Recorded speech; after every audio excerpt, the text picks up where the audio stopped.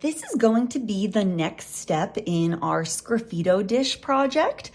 We already created our drawings in class as well as our dishes. And one thing I want to go in and go over is if you have not gone in and smoothed out the edges, maybe added in a little bit of extra clay, you're going to want to try to get them as even as they can. It's okay if they have some like little imperfections in them, just as long as there's going to be no sharp edges. So anything that's not rounded off and looks like it might be a little pointy, once it goes through the kiln, it's going to be really sharp, and we want to make sure that we just have a really nice smooth lip for our dish. We're going to be then going in and applying a color of underglaze. If you would like to use more than one color of underglaze, we can do that as well, but we'll go over that individually. I'm going to go in with just one coat on some of these demos so that you guys can just get a good idea of how the whole process works. We're going to be applying the underglaze when your project is leather hard. We want to make sure that we keep it this consistency throughout the entire carving process because it makes it really, really easy to go in and carve and makes it nice and relaxing. You want to be really mindful of the amount of moisture in your clay. So leather hard is the best stage to carve into. You're gonna know it's at that stage when it still has quite a bit of moisture in it, but if you go and try to smooth it with your finger, the clay itself is not going to move. That's gonna be how you know that it's leather hard. After that, we're gonna go in and we're going to apply 2 to 3 coats of underglaze. Because I put white on this one, I might go in and do another coat, but I wouldn't put more than 3 because sometimes it'll interact with the glaze. It could bubble up a little, could make a little bit of a mess, but that's all right. We're gonna make sure that we do 2 or 3. I'm gonna set this one aside. And I'm going to show you guys how we're going to go ahead and transfer these designs on. I always like working on these little egg crates when working with a piece that's leather hard because you don't risk kind of nicking it on the table. I think it just creates a really nice surface to work on. So I would recommend using this. If you don't feel comfortable, that's okay. But I just think that it's a little bit safer when you're going ahead and doing this.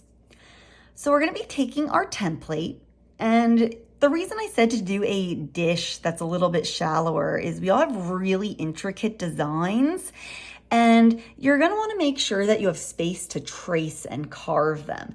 If they go up a little bit, that's fine. It'll be a little bit more of a challenge, but that's okay if it's okay with you.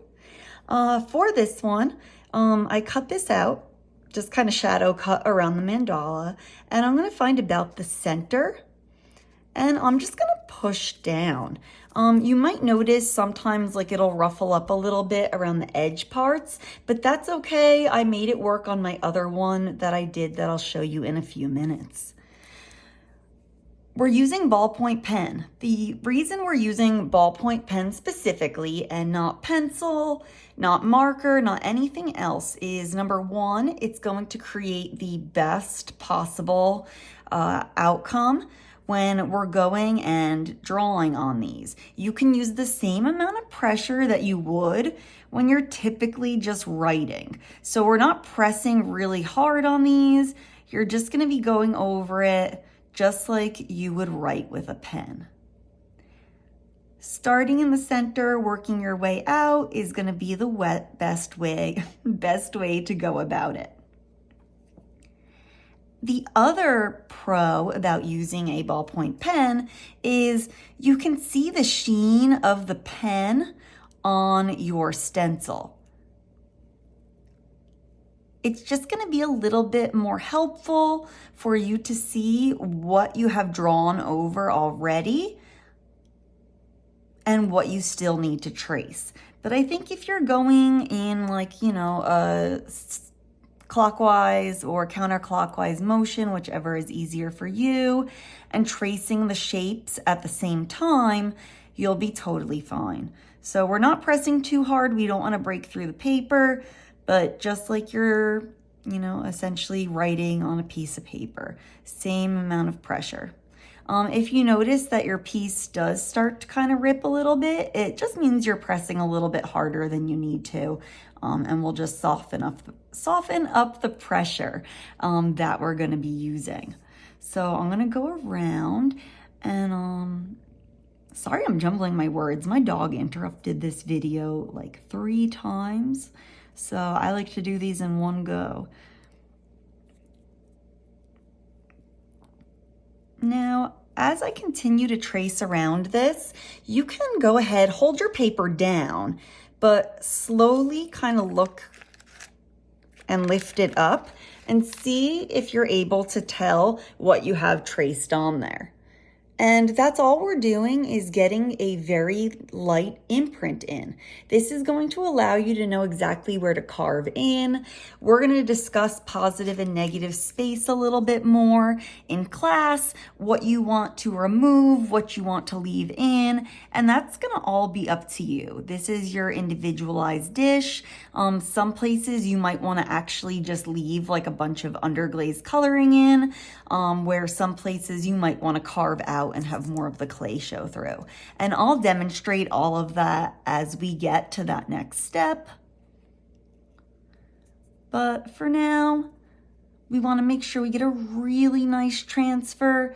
Take your time, because this is what's going to be helping you with the rest of your project. I'm just gonna put something heavy down over this to keep it in place. So if you don't finish in time, we could take something heavy, just kind of rest it lightly. These will be leather hard, so they shouldn't nick or anything. This is one that I had done previously, and I got a little bit of, I kind of carved it out a little bit by accident, so I have to touch that up with some blue underglaze. And I'm kind of glad I did that, because if you do happen to make any mistakes, we could always go in and just kind of fill it with underglaze and then go over that section or like that small little mess up again. So this one is fully transferred on, and it's ready to begin Sgraffito. So this is the process we're going for, taking our drawings that we then put on our tracing paper and applying them onto our underglazed bowl.